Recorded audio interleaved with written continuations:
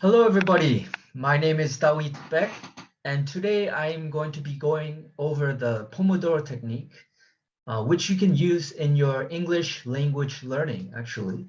So I've personally used it in learning other languages as well. So I thought it would be a very important tool that you can use in not only managing your time in terms of learning a language, but also I hope you can use this technique in order to use it to manage your time in other ways. So first of all, let's start off with a warm up. All right, so right now I would like you guys to look at the projector and see the following video, which is about the Pomodoro technique. So let's watch that. Okay, so what did you guys think? Did it sound appealing? Did it sound simple? Did you guys get it? So right now, I'd like to have an objective discussion, and I want you guys to tell me what time management methods you use, if you do use them, and have you tried out more than one? Have you learned them from let's say, books, or let's say people you know, successful people that you admire, or have family members, or maybe you developed a time management system on your own. So basically, I want you guys to brainstorm all the different kinds of time management systems that you've used before, and I'd like you to share it with your peer next to you.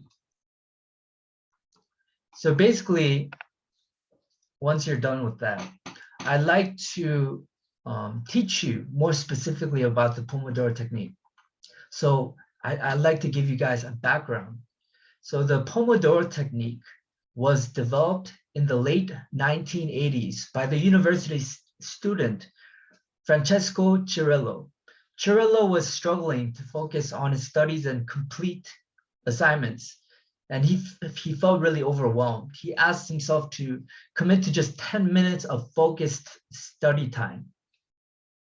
And when he was encouraged by this challenge, he found a tomato-shaped kitchen timer, and the Pomodoro technique was born.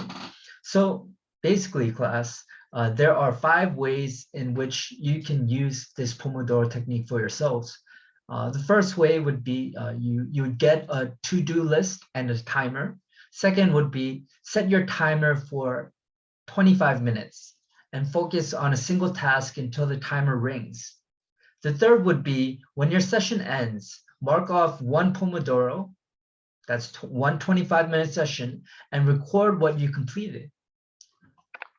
Then after you have completed one single 25-minute session, you should enjoy a 5-minute break. And finally, number 5 would be after 4 Pomodoros, take a longer, more restorative 15 to 30-minute break. So basically, I want you guys to read the following essay that I've written for you guys. And I would like to do some intensive reading here. So while you're reading this essay, I would like you to take notes. I want you to underline vocabulary words and certain grammatical structures that are kind of new to you. So I'll give you some time.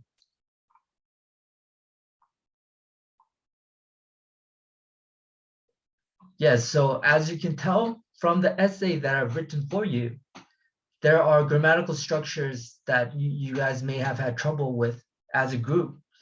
So now it's time to do some pre-writing regarding the Pomodoro technique. So what I want you to do right now, class, is I want you to write about the initial thoughts on the time management technique you had. So what were your initial thoughts on the Pomodoro technique? Did you feel it would be effective for you? Do you feel like it's worth a shot? Do you feel, no, that's not what I want to do. I want to do something else. So feel free and tell me through your writing. Okay, class. Once you are done, I would like to practice making an outline, basically. So in the outline, as we have learned from our other classes, there's the introduction, which obviously should include a hook. There's a conclusion, which includes the thesis statement. Yes, thesis statement, exactly. A thesis statement is the final, like the finale, right? This is the final sentence that you write in your paper that kind of wraps up everything that was within your body paragraphs and introduction. It's the most important statement that you make throughout your entire essay. So that's the thesis statement. And remember, class, there's main points and supporting sentences. So it shouldn't be the other way around within an essay. You shouldn't put the supporting sentences first. It should be the main points first. So basically, for your independent practice, I would like you guys to finish reading the article that I showed you guys in the beginning of the class regarding the Pomodoro technique. So in this case, this would be extensive reading. All right. So then this will be followed by doing a writing assignment where you'll write about how you can apply the Pomodoro technique in learning English. And how the following class will be held, it will be like this, right? So we'll be having assessment. No worries, it won't be graded. It will be a non-graded assessment, and therefore you don't have to be too anxious.